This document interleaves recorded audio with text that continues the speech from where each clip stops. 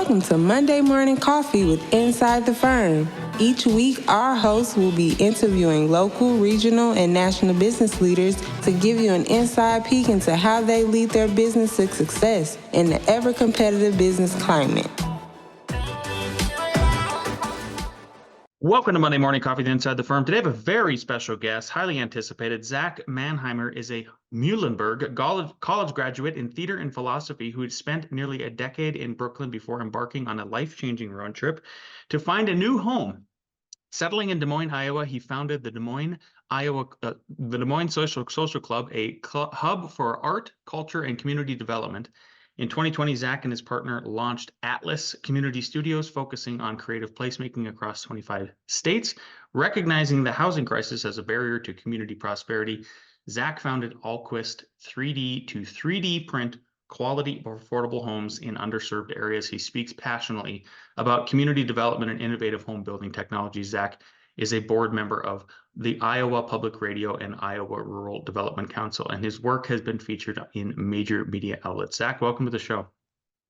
Thank you so much. Pleasure to be here. Yeah. Before we get into everything Alquist 3D, and I've got a ton of questions, like more than for a usual guest. You were just very anticipated for this. Tell us how you got here. You know, are you from a family of entrepreneurs? Where does that entrepreneurial spirit come from? I'm from a family of artists. Most of the folks in my family were artists. My four great uncles were cartoonists for the New Yorker and Chicago Tribune and places like that. I have zero visual artistic talent, but I moved into the theater world. I'm still doing theater now. I'm directing the elementary school play where my kids go. Nice. Debuts next month. But the entrepreneurial spirit really is just about trying to figure out how we better ourselves, how we move our communities forward. Yeah, beautiful.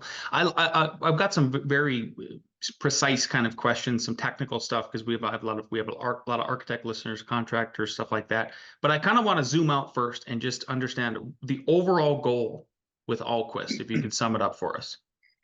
The overall goal is we want to revitalize communities, and we need people to have shelter. And it's pretty hard for a community to thrive if there's nowhere to live. And the housing market has gotten out of control. It's been that way for probably 40 to 50 years at this point. We've gotten far away from the American dream of home ownership. And we live in a country where wealth generation is based upon home ownership. So we have to fix that way. We have an industry that hasn't changed in over 100 years for how we build homes. We need to advance it. So that's a known. Plus, you've got the added issue of climate change and natural disasters happening all the time. So all this adds up to we have to figure out a way to build better, cleaner, more sustainably, and we believe 3D printing is the way to do it. Yeah, dive into that if you could a little bit further then. So why exactly is 3D printing with concrete better than building with sticks? Why is it cheaper? Why is it more environmentally friendly? I mean, if you could state, any kind of like, okay, maybe you guys have already some bookmarks and metrics for how much CO2 you're saving, et cetera. Well, so the jury's still out on a lot of that. We're figuring that out as we go. We've only been 3D printing with concrete in America for about 5 to 6 years. So it's still very new. It may not be concrete that we end up using. In fact, right now, we're using a geopolymer that's completely non-cementitious. So there is not a perfect material out there just yet. From some estimates that we're seeing when these walls go up and these homes are printed, there is a significant savings on energy usage that varies based on the climate that you're living in. We do know it's significant less water usage when we're printing. We do use water for sure, especially when we're using concrete. Concrete loves water, but we're not cutting down trees and we're not contributing to that factor. There's less waste on site. There's a lot of good factors for why this is going to be more sustainable, but we're still gaining knowledge on that. Yeah. Is the overall goal, is it twofold? Are you trying to print building components, entire buildings, both? How does that mix work out right now? Both. So right now we're printing homes, the walls and slabs of those homes. Eventually we'll move on to roofs of those homes. But we're actively daily printing infrastructure. So things that are not quite as sexy as a house is, but we're printing curbs, we're printing retaining walls, we're printing tree surrounds, we're printing park benches. We're moving on to pedestrian bridges. Eventually, we'll do regular vehicular bridges. So all of those things are being printed in our warehouse facility in Colorado. But to print a home, we do those on site. However, there's still a lot of discussion about and debate over whether you want to print on-site versus in a controlled environment. We'll be testing that part out as well, of printing some components inside the warehouse, shipping them to the site. Other pieces will be printed on-site. There's still a lot more to learn. Yeah, exactly. Yeah, I mean, bleeding edge is the way I would describe where you guys are kind of at right now. For sure. I mean, I just learned about you guys last year because of the Colorado plant. What's the building process? I'm sorry, building permitting process and zoning process been so far for any of these homes that you're trying to get off the ground? It's not an issue, honestly, and that's everybody's second question right after how do you hang a picture on the wall, which is easy. It's a concrete anchor. But the permitting process is the same as any other process. In the 4 states that we've been permitted to do this, and many other firms have done it as well, we have not hit any roadblocks, and the code has not had to change at all, which is exciting. So it does take a little bit longer than a traditional permitting process, but the permitting process is not a holdup. Why does it take longer? Are they just, is it because it's the first time they're seeing sort of these kind of Yeah, drawings come through? it's just an education gap. Frankly, also it's a lot about curiosity. They want to know what this is. They have questions. Sure. Obviously, it's brand new, so it's a new system. So there's lots of questions, but at the end of the day, the codes don't have to change anything at all. It's still a concrete structure. Yeah, I'm sure you guys can print very large scale stuff, but what about the small scale homes? I mean, what's the minimum footprint you guys are looking at for people if they're interested in like a tiny home or an ADU? No minimum footprint, nothing like that. We will print any size. There is not a huge savings when you're printing, say, a 450 square foot space versus a 2,000 square foot space, because a lot of the cost is in your mobilization, is when you get out there. Now, what we're finding are a couple things. Number one, we need to use local crews, and that's an education gap. That's where we have to have that experience, and we can talk more about that in a moment. But the other piece of it is that it's a scale game. So if we're printing one 450 square foot ADU versus building that stick built, those costs are going to be pretty comparable. In some cases, the 3D piece might be a little higher today. A lot of that has to come down to the material cost, in which we're continuing to drop. But when you're scaling this at 20 or more units, regardless of the size, that's when we're beginning to see some kind of savings get put into this. That's what we're trying to work on right now. Two questions, and one is the first one's about access. And so when you're bringing in the 3D printing machines and everything like that, is it the same as if you're bringing in like a concrete truck? Are we looking at the same sort of size logistics for all of that? It depends on the printer. It depends on the project. So there's 2 types of printers out there. There's the big giant gantry printers, which we've used, and then there's the robot arm printers, which currently is the type that we favor. So we're using a RIC Robotics robot arm at the moment. The gantries are great, but they're enormous and they're sort of overkill for a home that's anything 1,500 square feet or smaller. So the gantries, I think, will come into play as we gain knowledge and continue to go vertical. And when we're doing bigger structures, the gantries are going to be terrific robots to use. But for the purposes for today, the robot arm is much better. So when you guys are using the robot arm, then are you going all the way from footer? You guys are printing the footer all the way to the last part of the roof, the whole thing, or are we just concentrating on walls right now? It completely depends on the design. We can do the footers. Most of the time, we're just doing the wall systems. Okay. When it comes to those walls, then how does it work with the trades? That's some people are asking me these questions. They're like, okay, for instance, in an ICF wall, there's raceways that are provided for the electrical and the plumbing and that sort of thing. How does it work with yours though? Are we having to build an additional furring wall on the interior so that we can run plumbing? Unpack that if you could. Again, it totally depends on the design. We've done that where we've done what you just mentioned. We've done it where we haven't done anything like that, and we're running the conduit directly into the cavity of the wall system. The best part is this. You have to think about it this way. It's a wall, just like any other wall. It's a different material. Maybe most folks have worked with concrete before, especially electricians and plumbers. Yeah. So what we traditionally do is you run the conduit inside the cavity system. Most of our wall systems are 12 inches wide, 3-inch beads on either side with a 6-inch gap. Inside that gap is where we can run the conduit. You don't have to put it there. You can put it on the exterior of the wall. That's totally fine. You can choose to cover it or not. Since we're trying to go for cost savings, we want to get rid of wanting to use any sort of drywall or any type of sheathing, anything on the exterior, cladding on those walls. We want to leave them that concrete look. So we're putting that inside. We're recommending that when you do plumbing, you put that on the outside of it, and you do cover the plumbing with drywall. That's just an aesthetic look. So your wet walls, you're probably going to cover. Everything else we were recommending leaving exposed. And then is it, so if you have this, the 3 inches and 3 inches in the cavity, the 6-inch cavity in the middle, is that where the insulation goes then after all Correct. all Yes. the guts? Okay. Are Yep. you having, And that's a traditional design, but you can make it as wide or as narrow as you want to. so then do you have to stop the print process in that scenario for the trades to install their work? Electricians, plumbers, that sort of thing? It completely depends on the design. And this is something that we're seeing, is that most of the homes that we've printed so far, the designs have not been designed to fit our machine and our process. They were, here's how you do a 3D home. And most of those homes that you see today are like that. The design world is changing. Now we're designing specific to certain machines and certain crews. So you're going to be able to change that. The goal would be to not pause the printing process. However, if you do need to pause it, for the electricians, as an example, one way to do it is when you get to roughly the 3-foot mark, which is just below the window systems, you pause, you cut your junction boxes out, your sockets, while the material is still wet. While you're doing that, the electricians come in, they lay the conduit, they put it all in at that point, and then you continue on printing once they're finished. That's been the way we've done it so far, but we're working on ways that can happen simultaneously. Yeah. Is there a number you can put on, let's say, a 2x6 wall, a traditional 2x6 at 16 inches on center wall is framed out in America? In Colorado, for example, maybe it costs $10 a lineal foot, $15 a lineal foot versus the system we were talking about right now per lineal foot.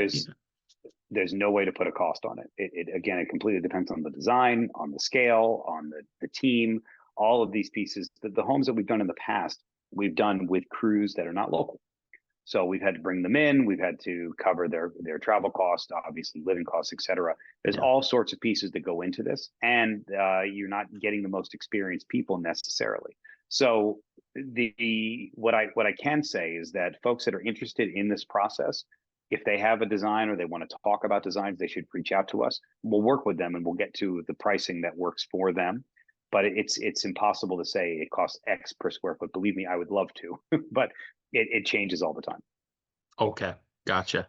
So even the cavity we just described, 3 inches on one side, 6-inch cavity with it blown in. Let's say it's blown in insulation. Your typical electrical plumbing, and then 3 inches on the other side. You do not have a lineal per foot in Colorado yet. We're just at the bleeding edge. Okay. When do you think we'll have that? I don't know. I don't think we'll ever have that necessarily. It's going to cost X because the designs are so different. Yeah, but I know, but I'm really trying to point you towards that one specific design. And, I get it. Even then, we can't say yes, huh?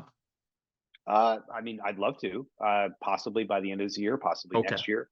Most of the things that we're doing right now are not dependent upon that because we're looking at specific projects. Gotcha.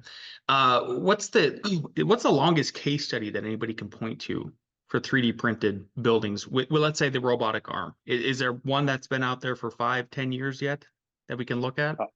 On the arm side? Yes. The robots that we like, we like the Rick robot for sure. That's the group that we're working with right now. But there's several others on the market. Most of these arms are KUKA based arms, and the KUKA system is terrific. There's other systems out there. Really the robots themselves are almost, you think of it like a desktop printer. You could use as Xerox, you could use an Epson, you could use an HP. They basically all do the same thing today. That's what we're headed towards. Now, what the real knowledge is going to come into play is on your method and on your material. Those are the two pieces that are really going to begin to change the game on this. And we're already seeing that. I mean, 5 years ago, there were 1 or 2 3D companies in America doing this work. Today, there's probably somewhere around 20 that are seriously doing it. Next year, there'll probably be close to 100. We'll keep, I read about new ones all the time. People reach out to us all the time on this. Most of us know each other. And when new ones sprout up, I like to reach out to them. Sometimes they reach out to us. Sometimes a colleague points them out. But we're beginning to see more come online. There's some that just make robots. There's some that just make material. There's some that just do construction. There's some that do all three. So it's really interesting to see the industry grow as we're in it. Yeah, yeah. But okay, so thanks for pointing towards, the specificity of the robotic arms and all the different companies, how many maybe there are and everything. But as far as let's say just a house, is there a case study that we can point to that says this house has been here for 5 years, here's how it's performing, 10 years? Oh, there haven't been any homes in America that have been printed for more than 5 years. So Okay. our oldest home is about 2 years old now, in Williamsburg, Virginia. It's performing very well, so no issues there. But there isn't one I could point to that's been around for at least 5 years in How America. okay, fair enough. Yeah. How does what's the typical concrete mix look like? And again, I understand that you like to say, well, everything is different, but maybe there's at least got to be something that you can point to that's most common with how the concrete With is the mix, Yes. I mean, the most common is they're going to have sand and gravel. So there really isn't any commonality right now, because there's fewer than, I would say, 10 real material companies out there putting out material that is being actively used right now. None of those companies are perfect, and they would probably say that as well. We're all learning in this process. Some companies are making their own material and using it. There's probably 50 other materials out there that we don't even know about that are being played with right now at academic levels. Yeah. So we've used Quikrete, which is great. We've used Mape, which is great. We've used materials from Leuten. We've used materials from a bunch of different companies. There's not one yet that we love. All of them are good and capable. And a lot of the thing, when we say that we love it, it has a lot to do with price. The whole goal of doing 3D is try to make this more affordable. The biggest challenge we face, the two biggest challenges we face, one is on the material cost, the other is in the education and the experience. So we're constantly pushing down on that.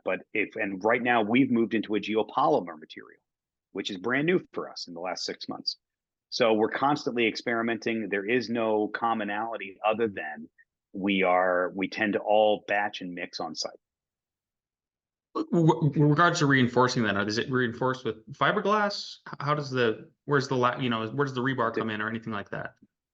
Depends on the design, but most of these homes today that have been printed, most of them have rebar in them. They probably have all thread going from the footings on up.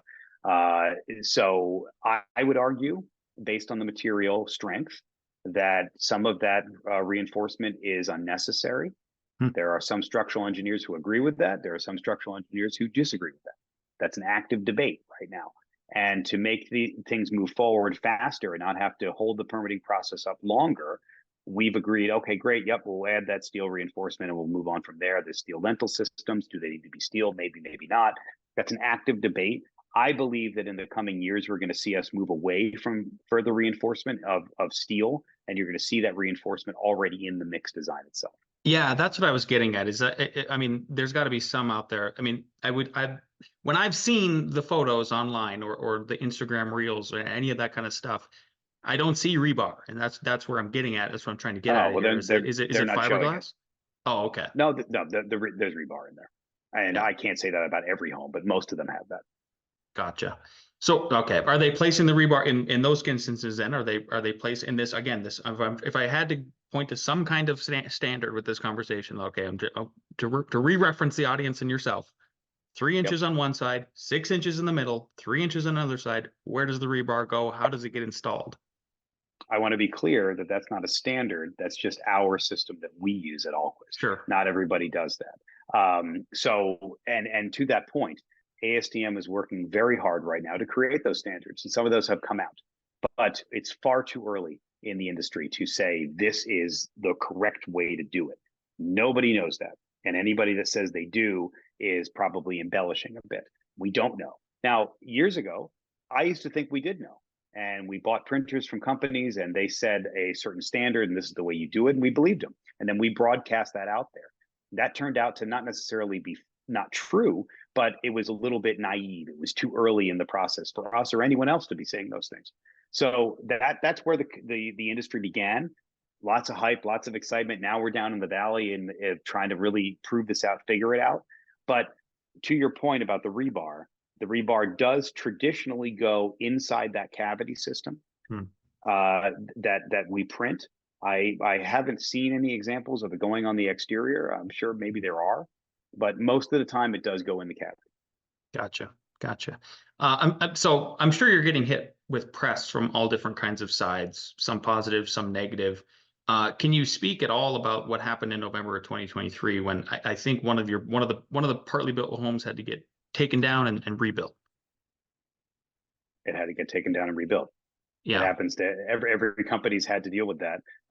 We simply decided to let folks know that this is happening because we want people to know that this is part of the process. Every single company that's ever printed anything had something that didn't work out and they had to take it down and rebuild. We were almost done with the home and it didn't hit the PSI level that we needed, so we had to take it down and redo it. PSI levels. So again, I'm sure it's very specific to sites and all the other stuff, but like what is typically what you guys are trying to hit? I mean, when we pour concrete in Colorado, traditionally, at least from when I general contract, we're at like 4,000 PSI. Are you guys around, is that sort of your minimum too?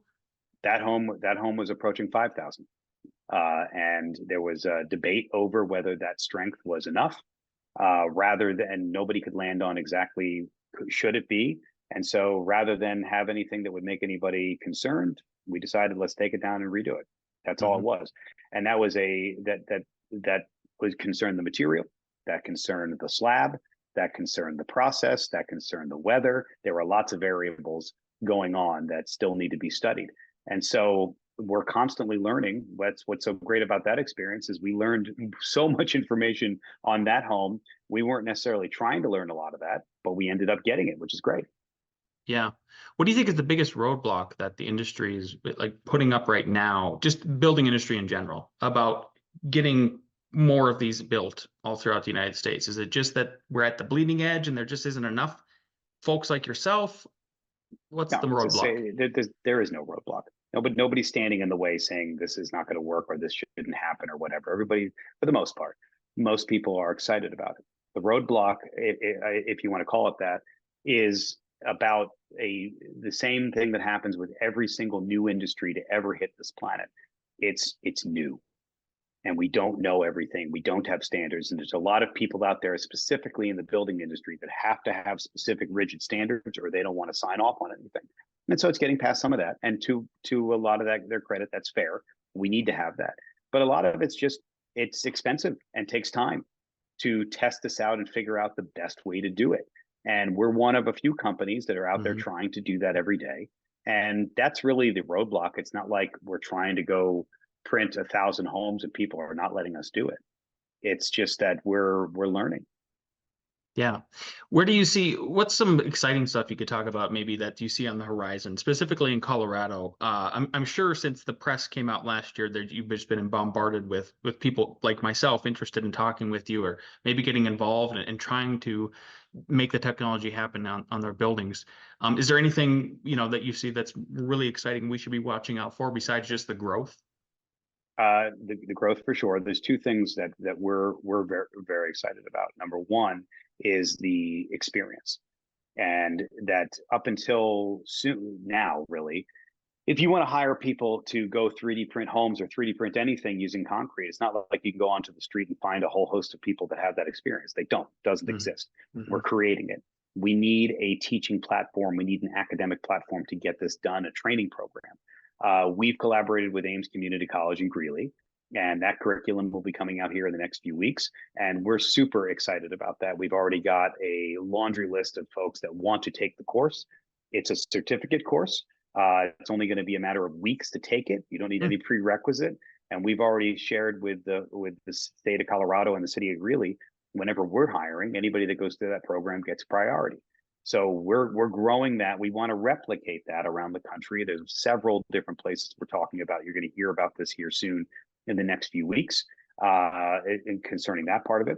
The other piece of it on the material side, we are working on, as well as, and I shouldn't just say we, there's several groups working on this, but I'm hoping that by the end of this year, we've got a carbon negative material that we're using that's strong enough, that's inexpensive enough, and is eating carbon the way that we need it to really change the game in how this all works. Do those materials exist today? Yes, they do. Are they ready for prime time? No, they're not. So we're working on that now. Us and several other groups are working on that now.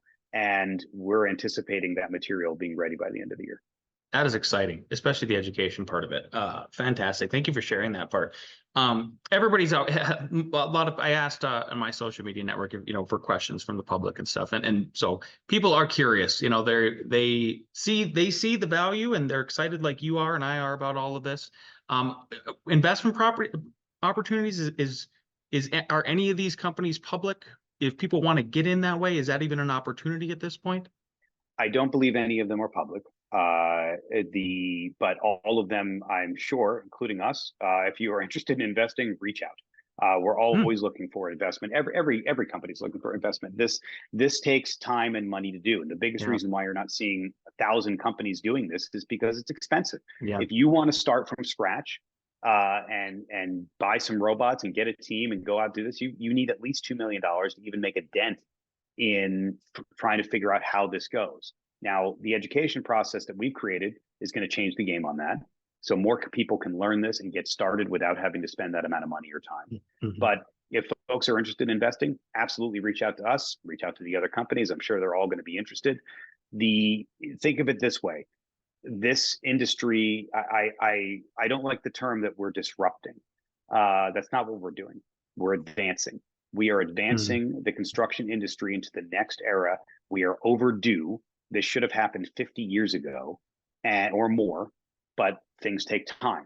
So we're slowly getting into it. And then you've got folks that say things like, well, maybe the reason why you haven't gotten to that point are things like unions and zoning and things like that. And the bottom line is this. Everybody we talk to, including unions, including zoning officials, everybody's excited about it. Everybody wants to see this succeed. Everybody understands this is the future. The question is the future now, or is it going to be soon? Or is it going to be in 10 years? If you ask me, which I guess I'm asking myself in this regard right now, I would simply say that you're going to begin to see hundreds of 3D printed homes in America be printed not only by us, of course, but by several of our other colleagues and new companies that don't even exist yet. You're going to see that in the next 2 to 3 years really begin to take shape. And it's not just going to be housing. It's going to be infrastructure. It's going to be parking garages. It's going to be bridges. These are the things that need to change. And if we're going to live in a concrete world, which we have lived in for a very long time, we need this concrete to sequester carbon, to be greener, to be more efficient, to be less expensive. And when you get into things like curb structures and sidewalks, which exist everywhere, imagine a world where every single curb on the planet is eating carbon just by sitting there being a curb. That's how we make a major change in the problems that exist on our planet. And we can do this with this technology in a way that's as simple as making a curb. Beautiful stuff. Zach, if people want to get in touch with you guys, if they want to learn more about it, where can they go? Go to our website, alquist3d.com. My email's on there. Most of the company's email's on there. We're happy to talk. We're happy to schedule time to come out to our space in Greeley and see us live printing. We'll connect you to Ames College if you're interested in the course. But we and all of the colleagues that exist in America right now doing this work, and it's just a handful of us. We're excited about it. We want to grow it. Reach out and get involved. Beautiful. Thanks so much for your time today, Zach. We really appreciate it. Thank you.